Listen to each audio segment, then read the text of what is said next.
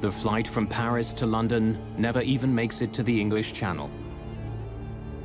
Just 9 minutes after taking off, Turkish Airways Flight 981 becomes the worst plane crash of all time.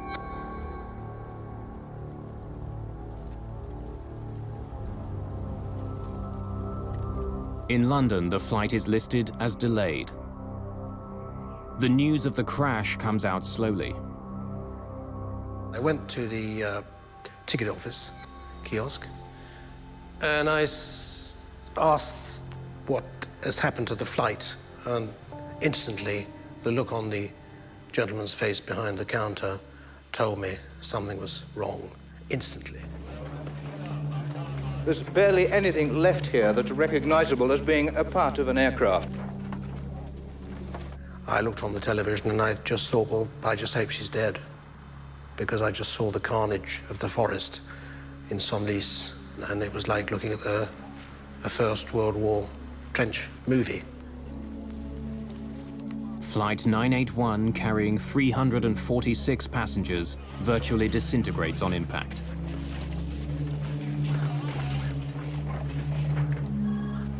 There are no survivors. It was just a scene of absolute, utter devastation. And the litter of personal possessions, electric wires, bits of metal, bits of bodies, just strewn everywhere. I mean, you couldn't walk anywhere without the danger you were going to stand on a part of a human being. I still have nightmares about this, even though it's 33 years ago. Investigators for the French Accident Investigation Bureau are quickly on the scene. My first job was to evaluate the scope of the wreckage and to begin the first investigation on the spot. At first, I was unable to know what has happened. I was just seeing that a terrible crash has occurred and that it will be a very hard work for the investigators. Despite the enormous force of the crash, the black boxes, made of 3 layers of hardened steel and insulation, survive. Their contents could provide valuable clues about the crash. Most of the speculation was that it must have been a bomb, because, you know, you've got a almost brand new, very powerful aeroplane flying in clear blue sky, and it gets to 12,000 feet and falls out of it. Investigators are called to a field 15 kilometers from the crash site. They find a piece of fuselage and 2 rows of seats from the DC-10. Somehow, they fell free of the airliner before the rest of the plane smashed into the forest. When investigators arrive, the bodies of the passengers who were in the seats have already been removed. When relatives of those who died in the crash arrive in France, they're directed to a small church in the town of Senlis. One of the saddest sights I've ever seen is in this church. They laid out on tables everything they'd found, you know, clothing, possessions, teddy bears, rings, watches. And then relatives who wanted to were allowed to come and walk around these trestle tables with all this stuff like that.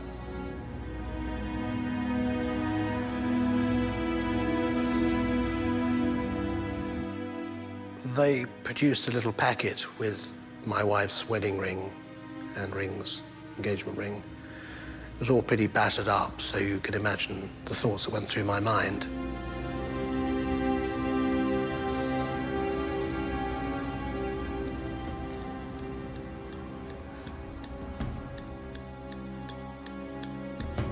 Since the accident involves an American plane, the NTSB's Chuck Miller joins the investigation. For the second time in 2 years, he's dealing with a problem with the DC-10. I don't believe that Miller suspected for one moment that the door hadn't been fixed after Windsor. But it becomes clear that the piece of fuselage found in France is in fact the plane's rear cargo door. It seems like a repeat of the Windsor accident. Miller is left with a haunting question. Why hadn't the problem been fixed? When he saw the door, of course, saw that it hadn't been done. The fix hadn't been made. And that's when I think his anger became very, very strong indeed. Miller takes an unusual step. Although the official investigation is just beginning, he gives journalist Paul Eddy an important tip. I said, have you got any ideas what made the door come off? He said, yeah. If I were you, I'd go and look at a place called Windsor, Ontario.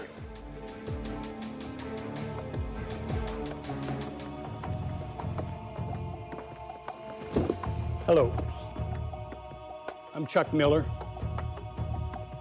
Miller shares his suspicions with the French investigators. Could you please pass these around?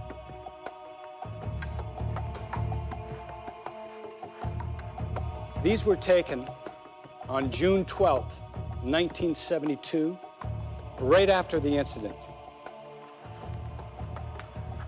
We have asked for the report on the Windsor accident, and our American colleagues were also volunteers to give us a lot of details.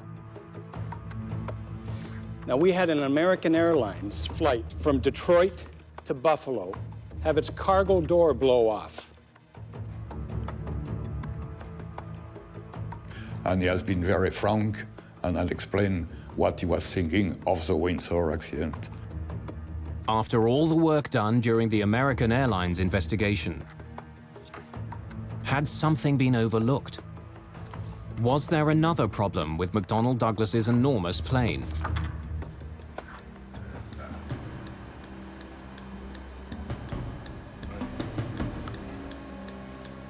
With the information from Chuck Miller, French investigators take a closer look at the plane's cargo door. They make a shocking discovery. There is no new problem. It's just like the American Airlines case all over again. The latches that are supposed to hold the cargo door closed aren't locked.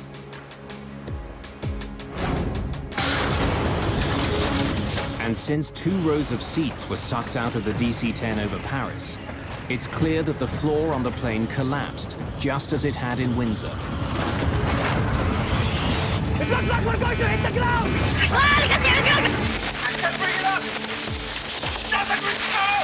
In fact, when investigators listen to the cockpit voice recorder, they find that the Turkish flight crew had even less control of their plane than the crew of American Airlines Flight 96. We need to get down and make an approach. I think it's going to fly! Over Windsor, Bryce McCormick was able to recover his plane and land it. But in Paris, all the hydraulic systems were destroyed. Hydraulics! We've lost it! The hydraulic fluid helps crews move the rudder and elevators on the tail. Not being able to control them meant the crew couldn't keep their plane in the sky. The basic problem was the Paris flight was much heavier in terms of the number of people on board. The floor, when it collapsed with such a tremendous amount of pressure that it literally severed all the cables and control to the back. They had no hope after that point. Do you and each of you solemnly swear that the testimony you're about Shortly after the crash of Turkish Airlines Flight 981, Chuck Miller is back in the United States. Our first witness this morning is Mr. C.O. Miller, Director of the Bureau of Aviation Safety of the NTSB. This time, he's facing questions from American senators. A potentially catastrophic design A defect. special hearing begins to find out how a problem that was identified in 1972 could bring another plane down 2 years later. Of course, our understanding up to this time they all had been. What you've got to now discover is why wasn't that door fixed? Why would a major, venerable mighty American corporation deliberately do something like this? Less than a month after the near crash over Windsor, the NTSB had made two very specific recommendations. Miller and his investigators recommended that a change be made to the locking mechanism. Engage the lever. They wanted to make sure that it was physically impossible for baggage handlers to close the lever without the locking pins being in place. They also suggested that vents be put into the floors of all DC-10s. This would rapidly allow the pressurized cabin air to equalize without collapsing the floor.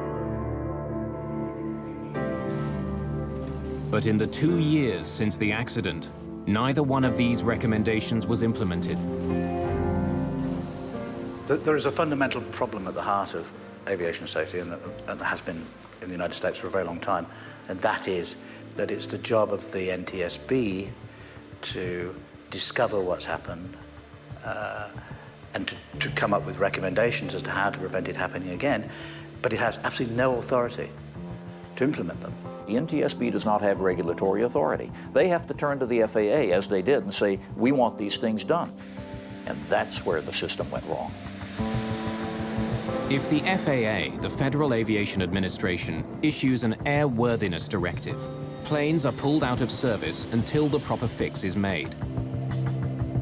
But as serious as the problems on the DC-10 were, no airworthiness directive was ever issued. A so-called gentleman's agreement between the head of the FAA and the head of McDonnell Douglas stopped it from happening. The gentleman's agreement is the root cause of Paris. There is no question that if an airworthiness directive had been issued, as it should have been after Windsor, Paris would not have happened. It was an entirely avoidable accident. McDonnell Douglas assured the FAA that it would fix the problem voluntarily. An airworthiness directive would cast a shadow on the still fledgling DC-10. The last thing in the world you want is for the public or any of the airlines who are going to be operating these airplanes to think, oh, maybe there's some flaws in this bird. And so an airworthiness directive, especially one that requires you to go back and re-engineer something, is a really horrific thought for a manufacturer. McDonnell Douglas did make changes to the way the cargo door was built. A peephole was cut in the bottom of the door so baggage handlers could see if the locking pins had engaged. Several warning signs were also attached to the plane's door. The company also made other changes to the DC-10. These included increasing the length of the locking pins and attaching a plate to the inside of the door. This plate would make it physically impossible to push down the lever if the door wasn't properly locked.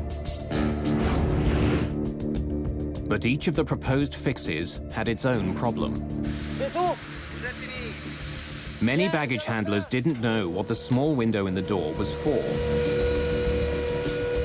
And the baggage handler in Paris read and spoke 3 languages, but not English, the only language in which the warning signs were written. The support plate that was supposed to be installed in the door was never attached to the jet that crashed in Paris. Papers confirming the completion of the work are also uncovered. But no matter what the paper trail says, the fix was never made.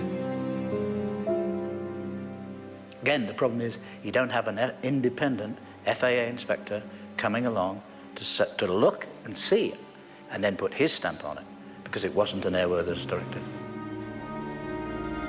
In the years following the Turkish Airlines crash, an enormous flurry of lawsuits are filed in California.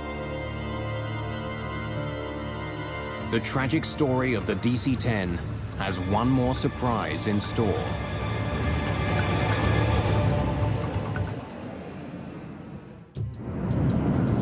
It's 1974, and an unprecedented series of lawsuits are being filed against McDonnell Douglas.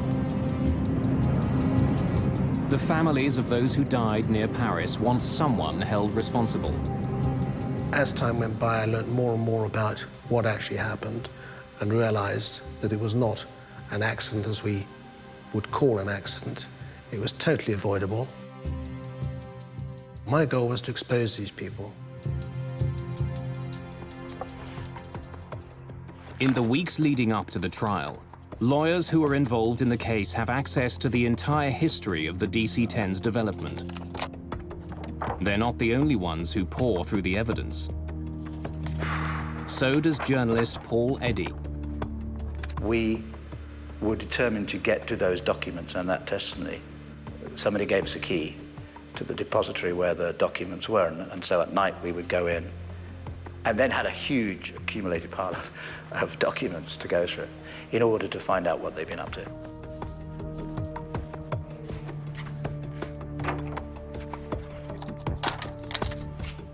Reading through the immense pile of paper, Eddy makes an incredible discovery. A memo written by Don Applegate, the director of product engineering for Convair, the company who'd built the cargo door for McDonnell Douglas.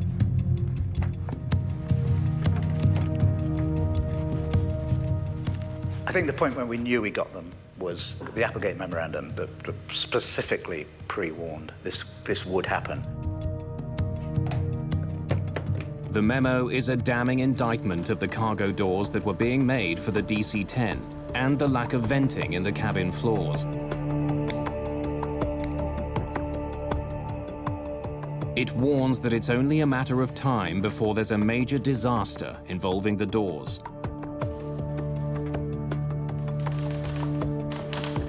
The airplane demonstrated an inherent susceptibility to catastrophic failure when exposed to explosive decompression of the cargo compartment. The memo, written just weeks after the near disaster in Windsor, recommends that immediate changes be made to the DC-10 cargo door. You know you've got them. You know you've got them because you know they knew. During the court case, another chilling find is made. Not only did McDonnell Douglas know about the problem after Windsor, they knew during the development of the DC-10. 4 years before the Paris crash, 2 years before Windsor, the cargo door failed during a pressure test. The company knew there was a problem, but the fundamental design of the door stayed the same.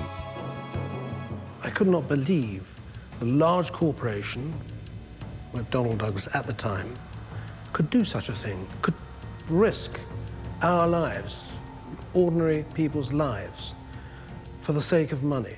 Well, in aviation, it's called tombstone technology. In other words, we always have the balance of money. And unfortunately, over the years, it has been true more times than not that we have had to wait until we had enough people die in an accident to say, you know, we really are going to have to spend the money over here. The Applegate memo and other information that comes out during the court case leads to one of the biggest settlements in the history of aviation. McDonnell Douglas paid over $80 million in damages. After the Paris crash, foolproof changes were finally made to the DC-10 cargo door. And this time, nothing was left to chance. The FAA issued an airworthiness directive that ensured the doors would never again open in mid-air. And it worked. After Paris, there wasn't another serious incident involving the cargo doors on a DC-10. But the plane's history and an intensely competitive industry did have an impact. McDonnell Douglas sold far fewer commercial DC-10s than it had once hoped for. Most of the pilots that I know who have flown the DC-10 over the years really love the old bird. She's probably a little more clunky than the 747 in terms of her heaviness of flight controls, but it's still a lovely bird to fly. That's fine, but you can't disassociate either the airplane or the company from the awful reputation that the crash left. Eventually, McDonnell Douglas itself disappears. The company was bought by Boeing in 1996. In the forest outside Paris, a monument now stands honoring those who were killed on Flight 981. A permanent reminder of one of the most disturbing crashes in the history of aviation.